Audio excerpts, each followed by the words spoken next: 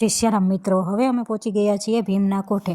અંદર જઈને જોઈએ તો સીડી જોવા મળી, એટલે ત્યાંથી અમે બધાય ઉપર પહોંચી ગયા। જો ઉપર જઈને જોયું તો મસ્ત મજાનો નજારો અહીંથી જોવા મળે, મસ્ત મજાના ડુંગર, રળિયામણા, આવું બધું જોવાની અહીં મજા આવે ને બધાય કહે છે કે અહીં છે ને ભીમ તપસ્યા કરતા, એટલે આને ભીમનો કોઠો કહેવાય છે। જો અમે થોડીવાર ફોટા પડાવ્યા, થોડીવાર બેઠા અને પછી અમે નીકળી ગયા મહાદેવના મંદિરે। એટલે ત્યાં અમે બધાએ દર્શન કર્યા। ત્યાં અમે દર્શન કરીને હવે અમે જઈએ છીએ ભીમના 5 કૂવા ખોદેલા છે ને ત્યાં, એટલે અમે બધા નીકળી ગયા।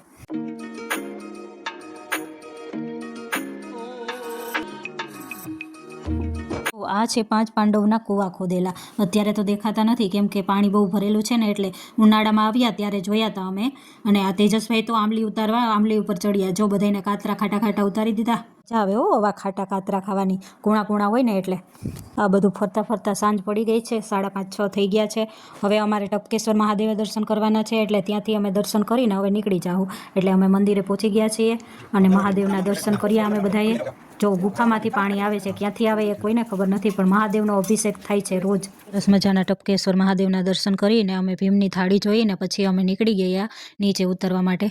ફાઇનલી અમે બધા નીચે ઉતરી ગયા છીએ અને અમે બધા અહીંયા બેઠા છે। જોવા છોકરાઓ તો હજી થાક્યા નથી, એટલે ભૂલ ભૂલૈયામાં રમે છે। પછી બસ આવી એટલે અમે બધા બસમાં પાછા ગોઠવાઈ ગયા અને બધાય થાકી ગયા હતા। ત્યારબાદ વંથલી પહોંચી ગયા હતા, 8:30-9 જેવું થઈ ગયું હતું અને બધાને ભૂખ પણ લાગી હતી, એટલે નાસ્તો કરવા બેસી ગયા। અમારો નાસ્તો પણ આવી ગયો હતો। તો મજાના ગરમા ગરમ ગાંઠિયા ખાઈને અમે બધા પાછા બસમાં ગોઠવાઈ ગયા અને હવે સીધી બસ માંગરોળ ઉપસે। ફાઇનલી અમે માંગરોળ પહોંચી ગયા ટાવરે અને બધાએ અમને બાય બાય કહી દીધું। તમને આ વિડીયો પસંદ આવ્યો હોય તો લાઈક, શેર, સબસ્ક્રાઈબ